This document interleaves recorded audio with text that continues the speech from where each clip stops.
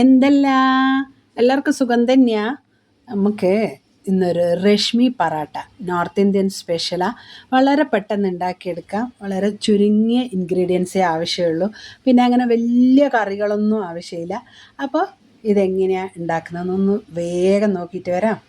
അതിനായിട്ട് ഞാനിതാ 2 ഉരുളക്കിഴങ്ങ് പുഴുങ്ങി പൊടിച്ചിട്ട് എടുത്ത് വെച്ചിട്ടുണ്ട്.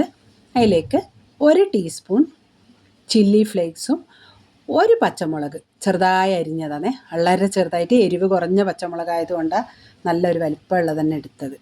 പിന്നെ 2 ടേബിൾ സ്പൂൺ മല്ലിയില, അതും പൊടിയായിട്ട് അരിഞ്ഞിട്ടെടുക്കണം.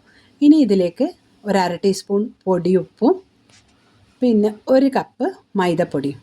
മൈദ നിങ്ങൾക്ക് വേണമെങ്കിൽ മൈദക്ക് പകരം ഗോതമ്പ് പൊടി എടുക്കാവുന്നതാണ്. ഞാനിപ്പോൾ എനിക്ക് മൈദയാണ് ഭയങ്കര ഇഷ്ടം, അതുകൊണ്ടാണ് ഞാൻ മൈദ എടുത്തത്. അപ്പോൾ നിങ്ങൾ നോക്കിയിട്ട് നിങ്ങളെ ഇഷ്ടത്തിനനുസരിച്ച് എടുത്തോളൂ. അപ്പോൾ ഇതിങ്ങനെ ആ ഉരുളക്കിഴങ്ങിൻ്റെ വെള്ളം മാത്രം മതി, വേറെ വെള്ളമൊന്നും ചേർക്കാണ്ട് തന്നെ ഇങ്ങനെ കുഴച്ചെടുക്കുക.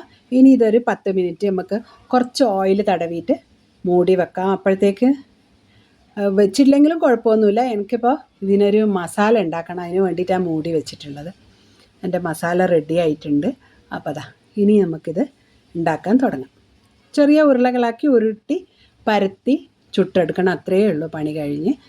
മസാല റെഡി ആയതുകൊണ്ട് ഇതായ ഉടനെ ഭക്ഷണം കഴിക്കാം. എൻ്റെ ചപ്പാത്തി ഉണ്ടാക്കുന്ന കല്ല് ചെറുതായതുകൊണ്ടാണ് ചെറിയ ചെറിയ ഉരുളകളാക്കിയത്. നിങ്ങളെ സൈസിന് എത്ര വലുത് വേണമെങ്കിലും ഉണ്ടാക്കാം കേട്ടോ. കണ്ടോ, കുറച്ച് പൊടി എടുത്തിട്ട് ഇതുപോലെ പരത്തിയെടുക്കാം.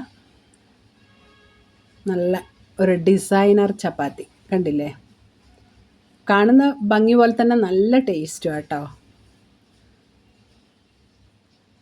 നല്ലോണം ഒന്ന് പരത്തിയിട്ട് ഇതൊന്ന് കുറച്ച് പൊടി വെച്ചിട്ടല്ലേ തേച്ച, അതുകൊണ്ട് കയ്യിലിട്ട് ഒന്ന് ഇങ്ങനെ തിരിച്ച് മറിച്ചിടുമ്പോൾ എക്സ്ട്രാ പൊടി ഉണ്ടെങ്കിൽ അങ്ങ് വീണു പോവും.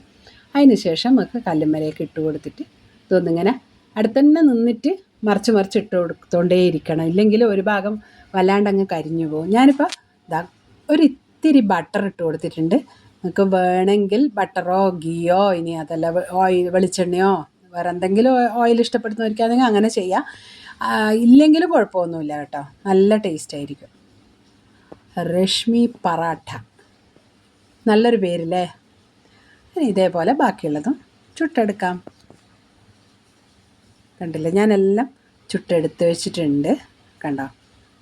അപ്പോൾ ഇന്ന് ഇത് ഇപ്പോൾ ഞാൻ ഉള്ളി തക്കാളിയും കൂടി വാട്ടിയെടുത്തിട്ടുള്ളത്, ഇതും കൂട്ടിയിട്ടാണ് ഇന്ന് കഴിക്കാൻ പോകുന്നത്. അപ്പോൾ എല്ലാവരും ഇതേപോലെ ഉണ്ടാക്കി കഴിച്ചു നോക്കി അഭിപ്രായം അറിയിക്കാൻ മറക്കണ്ട. എല്ലാവർക്കും ഒരിക്കൽ കൂടി നവരാത്രി ആശംസകൾ. Thank you.